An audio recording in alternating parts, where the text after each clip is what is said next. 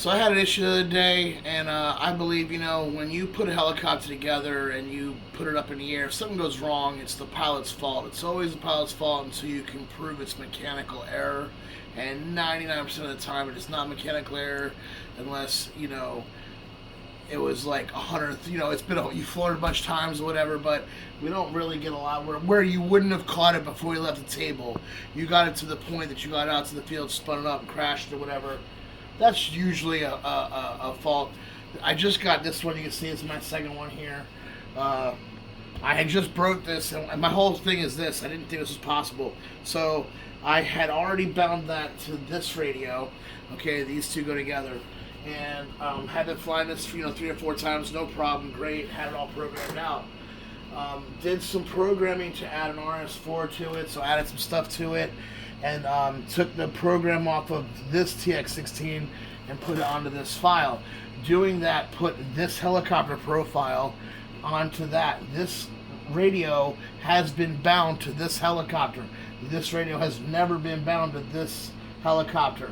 When I copied the files over from this TX16 and put them onto this TX16, it put this helicopter and its profile over onto this radio. Now, the IDs, I put a unique ID on my receiver so that I don't have to rebind every time I connect to my helicopter. And these two did not have the same bind number receiver. This was 0, this was 1. So now on this radio, I have this program because it's copied, and I have this radio, this helicopter on this.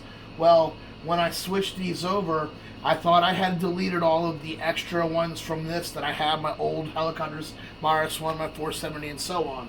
I missed the S1. I load up into this. Like I said, I had been programming the RS4. I picked the S1. I picked the wrong S1.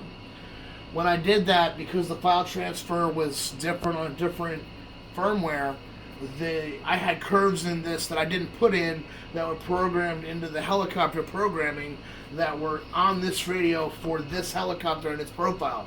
This helicopter was fine with its programming. I picked the wrong profile, picked this profile, powered everything up, and it bound to this, and I didn't realize I'd picked the wrong profile. The helicopter goes up, channels in reverse, I crash it, I put it down, I'm like, oh, I thought maybe I had accidentally programmed the RS4 in the S1, so I thought it was my programming error. So I just started flipping channels back, put it back in the air, and the tail reversed, and it crashed me again. And then I go back in, on the third crash, it broke my helicopter totally.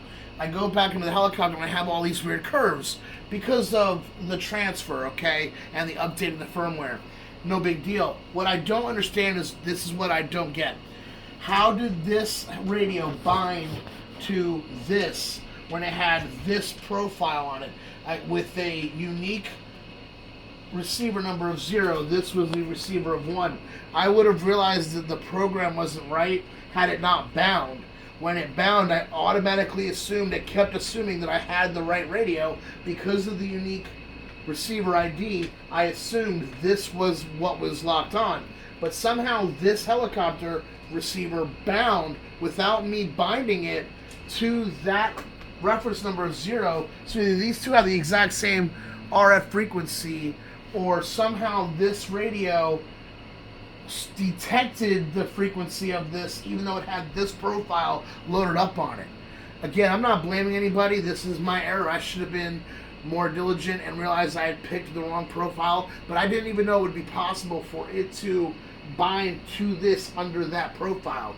Yes, this helicopter has been bound to this radio, but that was under a different profile and with different unique identifying receiver numbers. So I just don't understand how, when I clicked this profile on accident, how did it bind to this helicopter?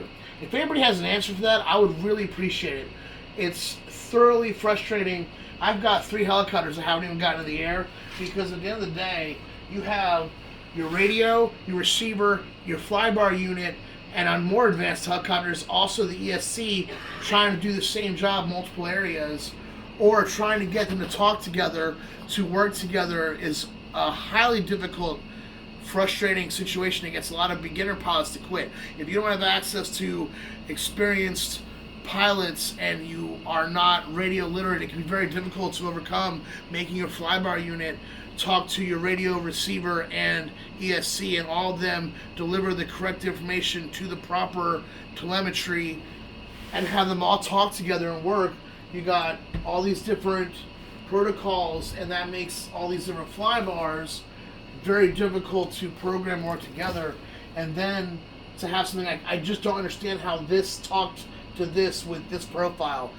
If you have an answer to that, I really would like it, because everything else I can pretty much figure out, but this I have not figured out, and I'm just frustrated. I love this, and I again, this was fixable on my own part. I made the mistake, but I don't understand how it bound to it to put it in the air at all, and then I would have caught this sooner. Again, my fault.